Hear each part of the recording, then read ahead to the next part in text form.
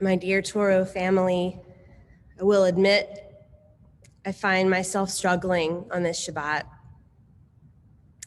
I have so many feelings, and those feelings are so strong, so painful, many of them. They are hard to tame into a few minutes of coherent thought.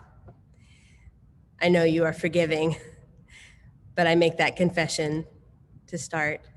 The convergence of the terrorist attack on our Capitol on Wednesday and our nation's deadliest day of COVID on Thursday, and today the second deadliest day in our state, has left me and perhaps some of you as emotionally and spiritually weary as I've been in years. This feeling we may share, I discovered in my learning in recent weeks. One of the ways to think about this feeling is that of moral injury.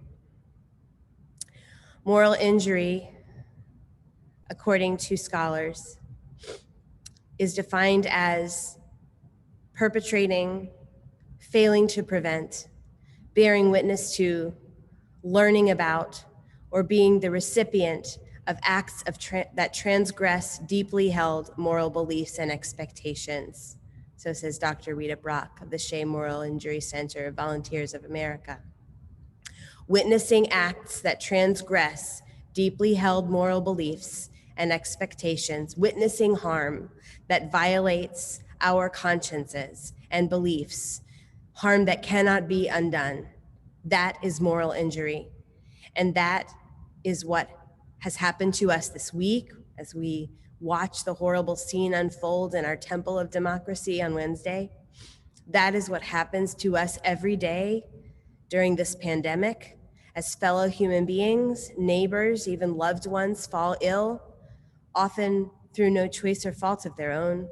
We know our charge is to keep one another safe, and yet because of the limits of our capacity and the magnitude of the challenge, because of our complacency sometimes, or our inability to see, we are powerless often to do so.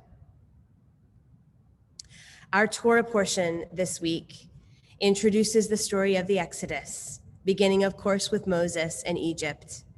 After a few short verses, what has happened in Genesis is washed away by a new king who does not know Joseph. And so our horror begins. Upon rereading this parsha this week, I felt the text hinted at a moral injury in Moses himself. He awakens and sees the slavery around him for what it is, not a benign way of life, but the legal torture and torment and dehumanization of fellow human beings, his own people, in fact. System he is immune from because of the luck of his birth, and in which he is complicit by his silence and the limits of his power. Though he strikes an Egyptian who is beating a Hebrew slave, he learns in the very next breath of the text that violence only begets more violence, that violence poisons society, that his meager protest cannot make a dent in the mighty adversary that he faces in Egypt. The power of the Pharaoh, the complicity of his henchmen, and the magnitude of their dependence on Hebrew slaves. The magnitude of the injustice of his world strikes him back, just as he has struck the Egyptian, and so he flees to Midian. How relatable that response is. The problems are so big, the injustice is so great, the path that led to Wednesday, so clear to so many of us, and yet somehow unavoidable. Fleeing somewhere else sounds really good. It sounds good to escape from the burden of what this pandemic has taught us about ourselves, our own societal immune deficiencies. Wouldn't we all love to find a place where we wouldn't have to think about that, to carry that? Which way to Midian? But of course, Moses' story continues. God follows him to Midian. God calls to him there, compels him to approach the burning bush. God reminds him that he cannot run forever, that he has a role to play in shaping the moral arc of the universe, that he will never find peace if he does not return. Moses does not rejoice in this calling he receives, you may remember. He is horrified and tries to resist it.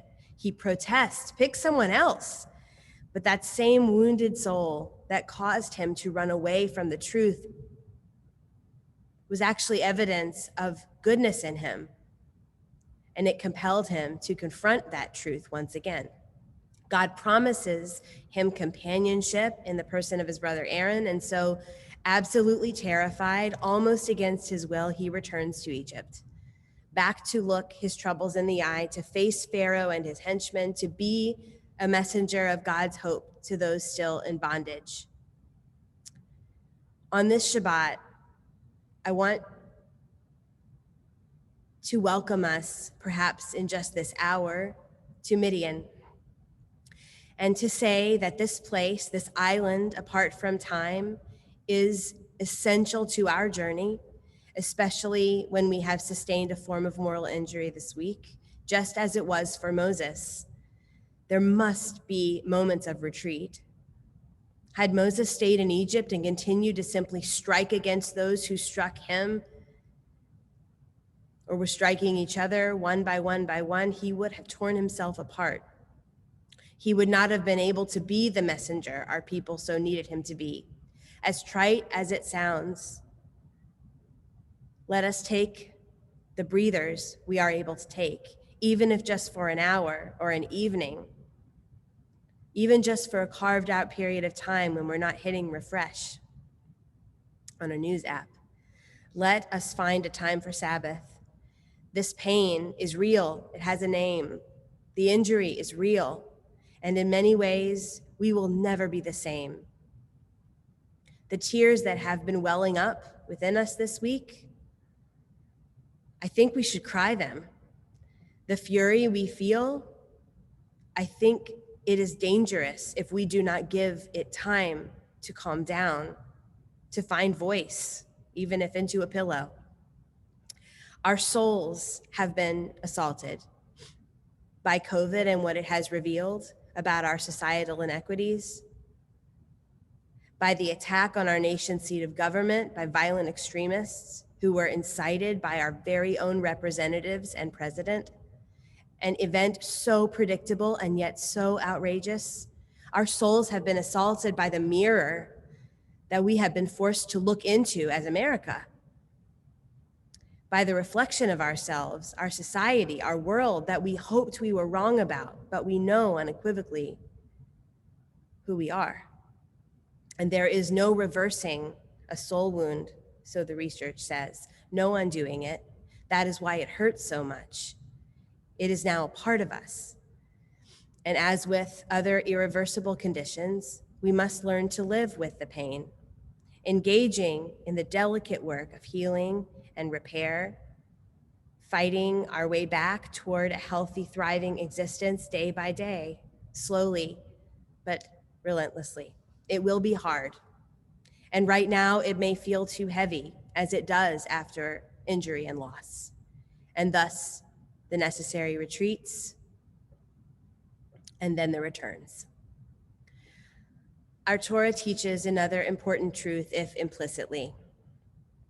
It is only in the return that Moses has a chance of finding peace and purpose, a bit of healing.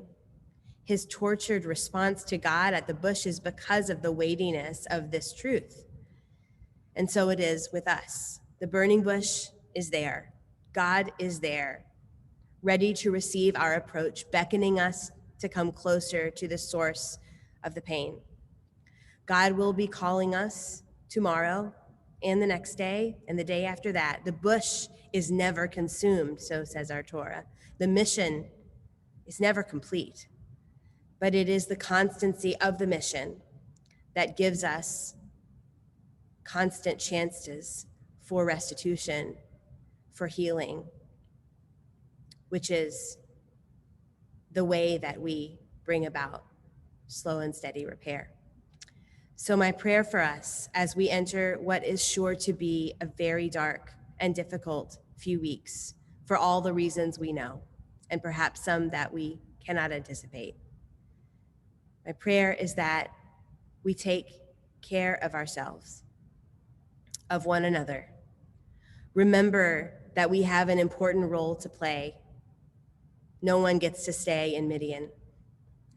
And that to play it, we must have a moment to acknowledge and tend to our pain as well. And as with Exodus 3 and God's call, if this is to be the beginning of a long road, we must summon tremendous courage and strength to walk it.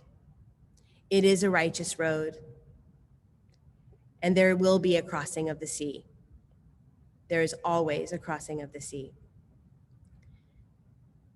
So as we sit isolated tonight from one another, hoping and praying that it will not be too much longer before we can look into one another's eyes and hear one another's voices.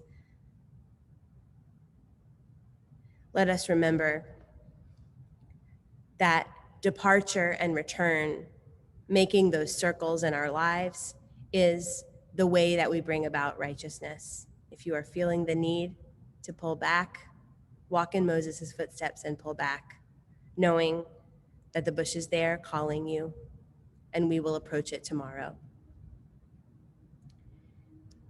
Shabbat Shalom. And as I wrote in our email this week, we do not know the answers, but we walk the path together, accompanying one another in the search. So in gratitude for your companionship, I say, God be with you. We'll take care of ourselves, and we'll see you tomorrow at the end of Sabbath.